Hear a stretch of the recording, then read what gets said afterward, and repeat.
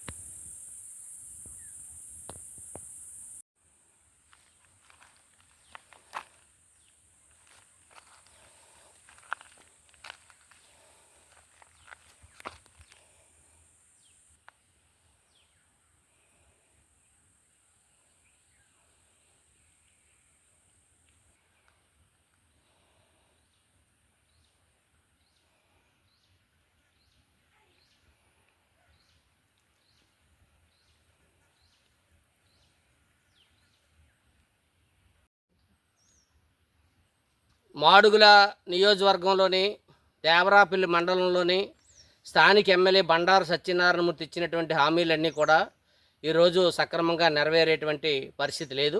ఆయనేమో ఎక్కడో హామీలు ఇచ్చేయడం తప్ప, గాలికి వదిలేయడం తప్ప హామీలకి అర్థం పర్థం లేనటువంటి హామీలు ఇస్తున్నారు.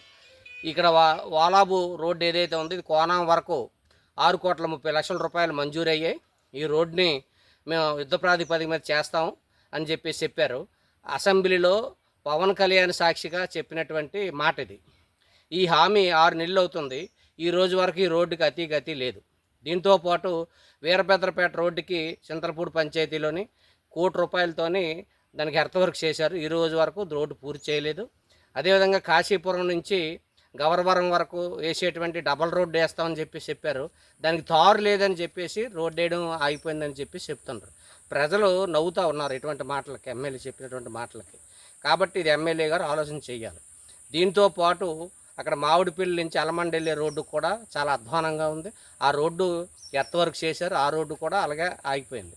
దీంతో పాటు మాడుగులు మండలంలోని శంకరం పంచాయతీలో తాడిపర్తి, కొత్తవలస, మామిడిపాలెం, గొప్పూరు గ్రామాలకి 11 కోట్ల రూపాయలతో నేను రోడ్డు వేస్తానని చెప్పేసి హామీ ఇచ్చారు. ఆ రోడ్డుకి గతి లేదు.